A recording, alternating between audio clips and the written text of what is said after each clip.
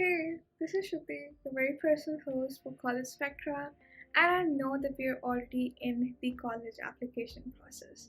And I'm actually very curious to know how your college application is turning out, if you're procrastinating, if you're missing on something, or if it's going just perfect. I'll be very happy if it's going just perfect, but I know that most of the times that's not the case, and you are mostly procrastinating or you have the nervousness that will this application lead to my dream college? If you have any doubts of any sort, if you are stuck somewhere, you're always welcome in the comment section. I'll try and reply to your comment as soon as I can. Today, I want to talk about your direct gateway to the Ivy League.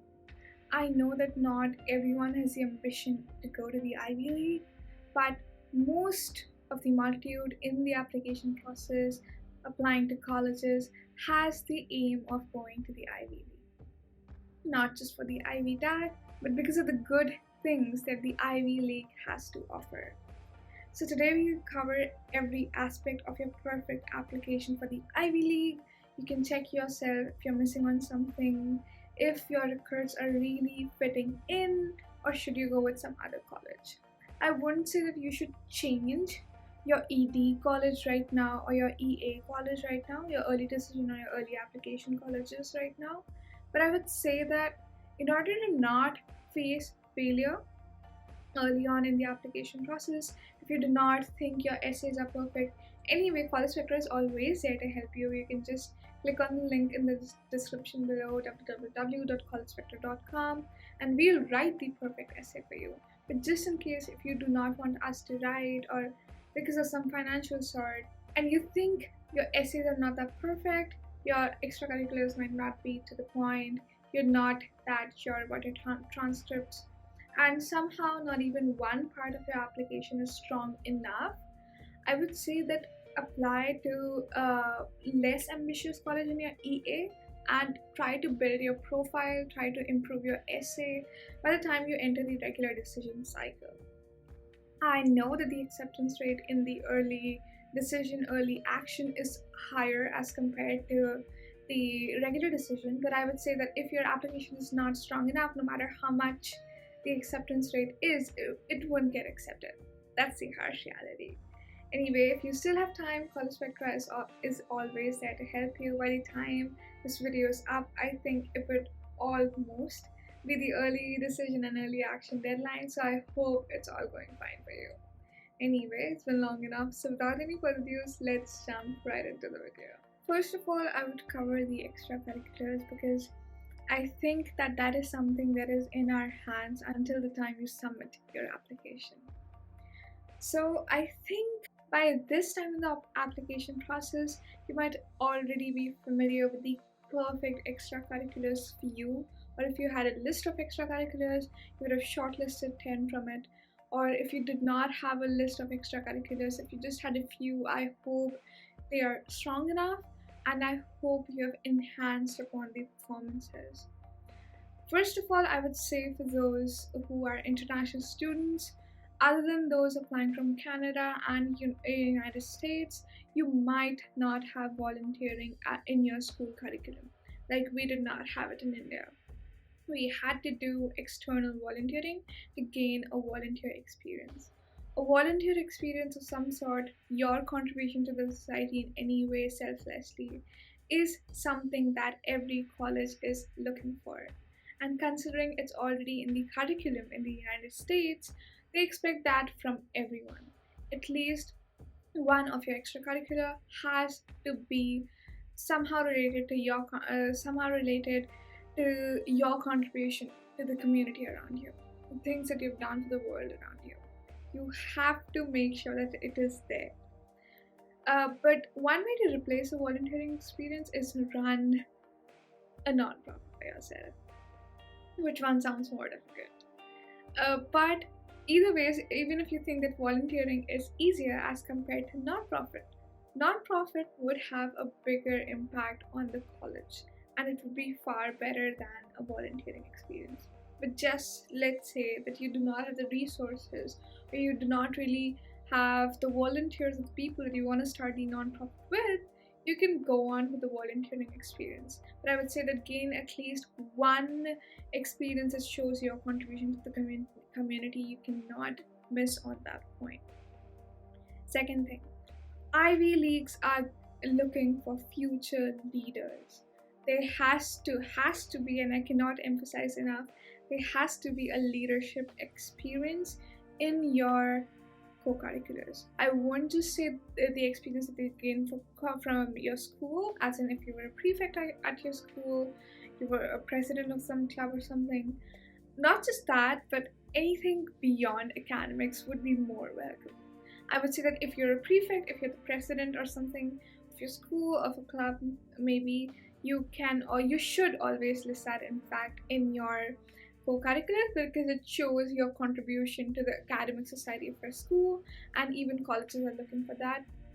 But beyond that academic experience, you should have another leadership experience. And one way to nullify it again is running a nonprofit. So I would say that if you're applying next year and you still have enough time to start with a nonprofit or start with a project of some sort, you should do that, because it really covers two things at a time. It shows your contribution to the community and your leadership skills, because considering you are the founder of that organization, and you would gain certain number of volunteers with time, you would conduct certain drives that would show your contribution to the community.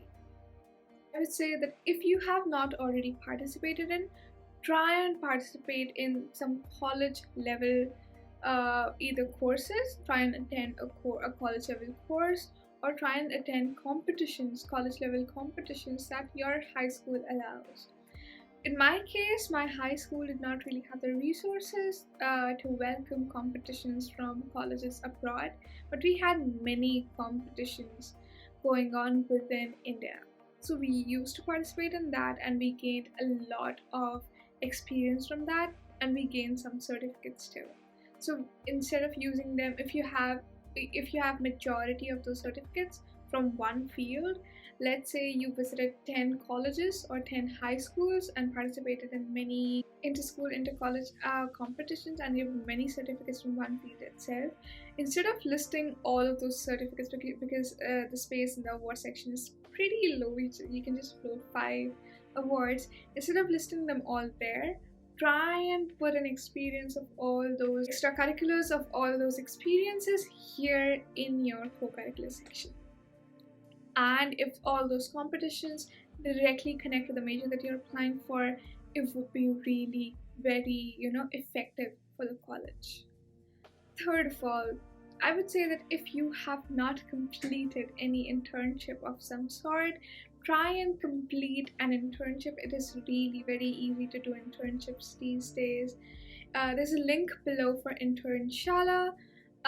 It's the easiest way to find an internship, I would say, easiest way to get an acceptance into an internship. Just do one internship, have a certificate with yourself, and list it there. Internships show a professional experience to the colleges. And at the end of the day, the main goal of the college is to set out a successful person who can enter the professional world successfully. And if the college has an insight that this person has already completed many professional internships, they're going to welcome you in an unprecedented way. So I would say that for sure, complete some internships if you can, and try and do those internships in the field that you're applying for. For example, I was applying for astrophysics, so I completed an internship as a writer for a podcast at Astrophysicast. You can do something like that too. It does not have to be a big internship, it does not have to be a big company. They know that you're in high school and they do not expect a lot from you. But please try and complete some internship. I cannot emphasize enough on this, and I cannot emphasize enough on how easy this point is. So I think if you have these 4 to 5 experiences out of the 10 experiences, that is going to be really good. In some other videos, I might give you an insight into my Common App, the extracurriculars that got me into the Ivy League, the awards that I listed and everything. I would do that. But I think if out of those 10 extracurriculars, if you have these 4 to 5 strong extracurriculars, that is going to be a green check for the Ivy League. Coming to the awards section, you can just list 5 awards. Try and keep it just for the things that you have won and not for the things that you have participated in. If you think that a participation in a particular competition is really very impactful on you, try and list that in your extracurricular section and not in the award section. Try and keep your award section as peaked as possible. Try and list as many national competitions, international competitions. If you have international Olympiads, try and keep it as rankful as possible. You should have had a gold medal. You should list it in a way of getting gold medal, then go to the silver ones, then go to the bronze ones. Go in that order.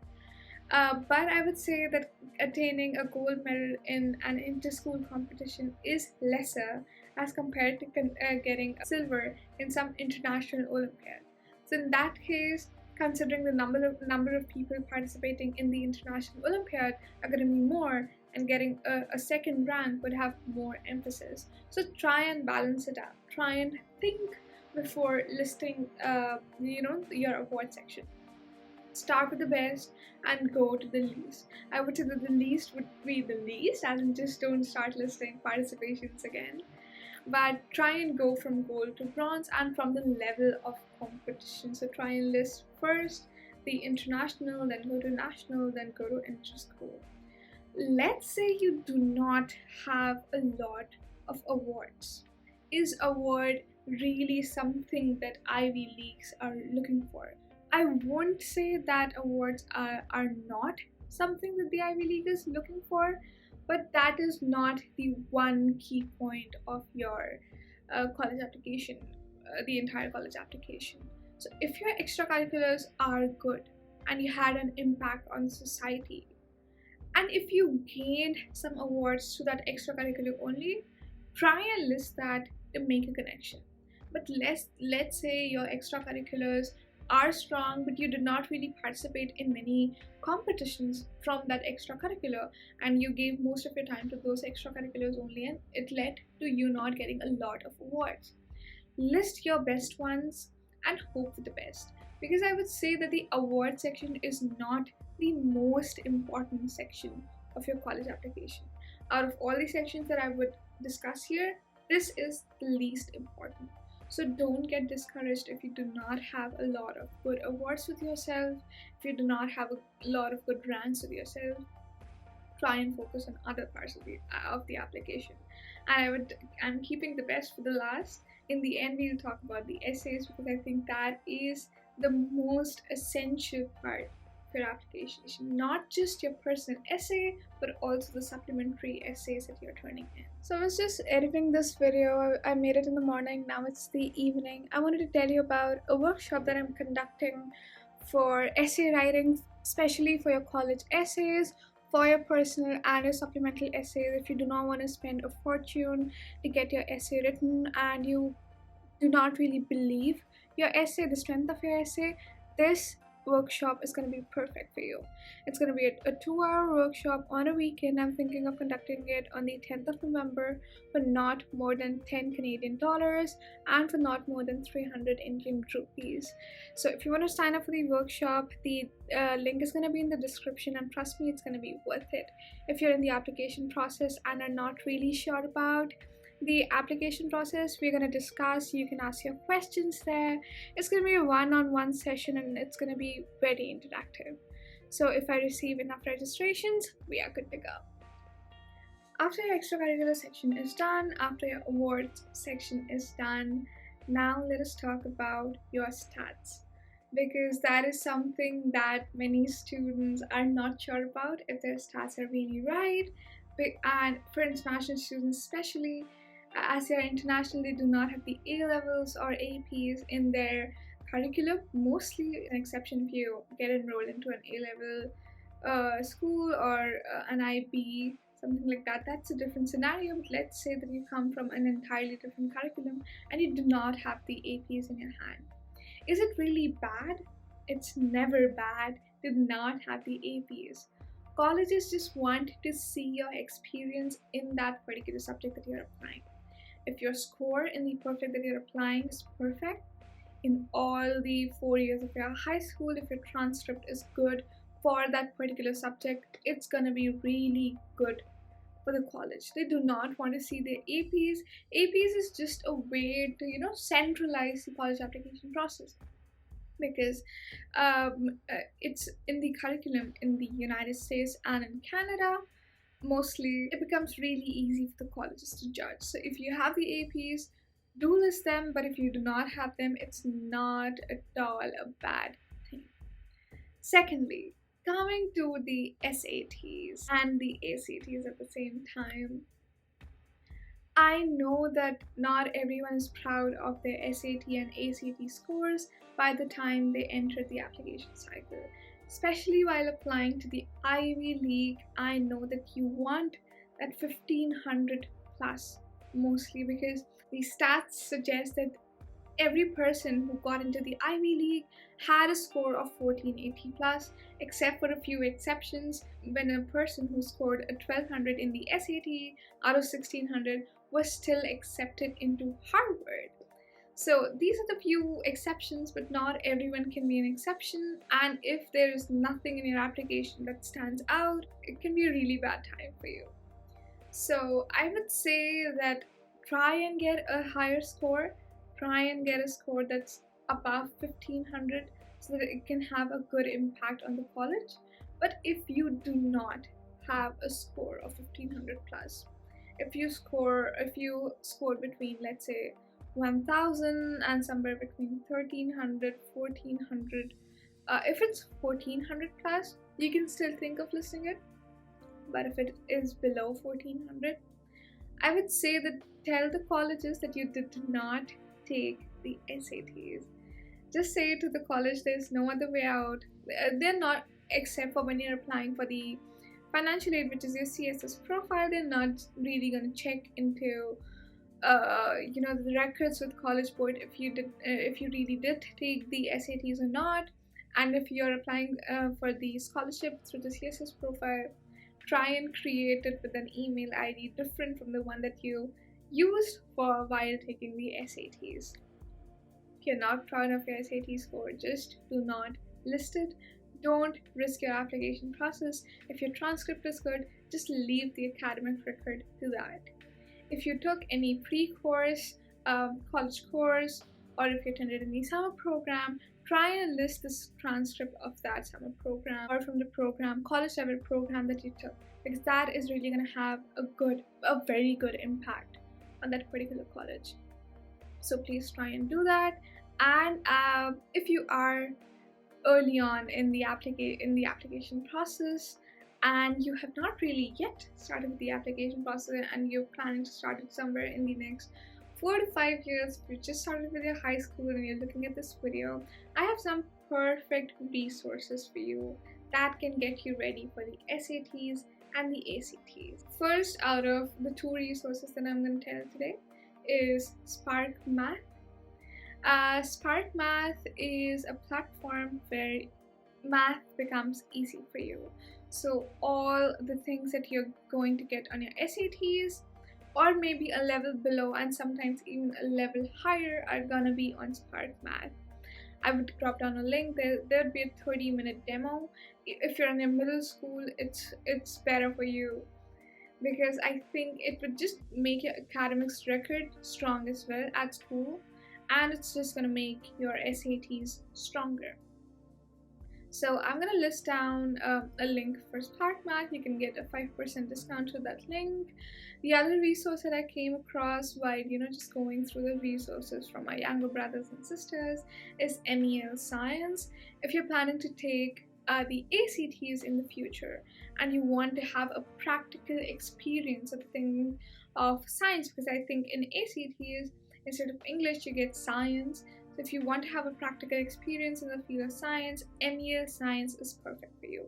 And I've seen that MEL Science, since the time my siblings have enrolled into MEL Science, their score in the subject of science has elevated drastically, because there's a practical experience that you encounter while studying on MEL Science. So if you're a parent or if you're early on in your application process and you still have a lot of time, try and enroll into these two programs. I will list them down below. For MEL Science, you'll get a 10% discount through the link.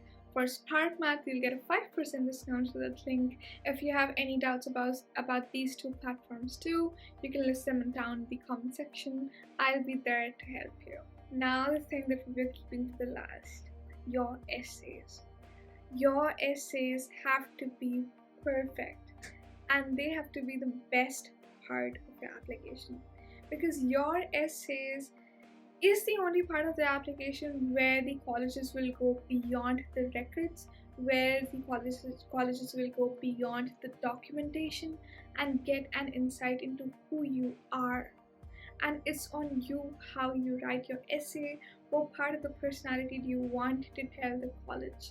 Because in your personal essay, you have to tell a story about your life, about either your contributions to the community around you, about your certain phase of your life, about your attachment with something, about the growth of your life, the elevating graph of your life. You want to tell them about it. You can also discuss your bad experiences, but I would say that try and keep it as positive as possible to give the admission officer a positive vibe while reading it. They should have goosebumps while reading your essay. And it should be something that stands out. It shouldn't be something that is in the crowd of essays. So if you're not really sure if your essays are perfect, try and rewrite them, try and write another draft, because if you are not sure, I'm not sure the colleges are going to be sure. If you're sure about your essays and you're doubtful if the colleges are going to be there, we have a service to review your essays. So if you click on the link below, go on the website of College Spectra, there will be in the courses tab, there will be a course where we actually check your essays. If you're not sure about your essay at all and you want us to write your essay, that service is there too. Just go to the website of College Spectra, click on the courses tab, and you will get 6 different options. If you want us to review your college list, we have that service for completely free, if that fits with your personality completely or not. So yeah, just click on the link and just go to the website and see how it turns. So I think this video was long enough. I hope that you cope up with it. If you have any doubts, again, the comment section is always there for you. Your doubts, your questions are always welcome. Until the very next time, I bid you goodbye. A very good luck for your application process. May it all be fine. May it all be good for you. Again, your doubts are always welcome. Just check out the website of College Spectra if you need any help in the application process. Do tell your friends about College Spectra too. If you like the video, do not forget to like and subscribe to the channel, please. Anyway, until the very next time, I bid you goodbye.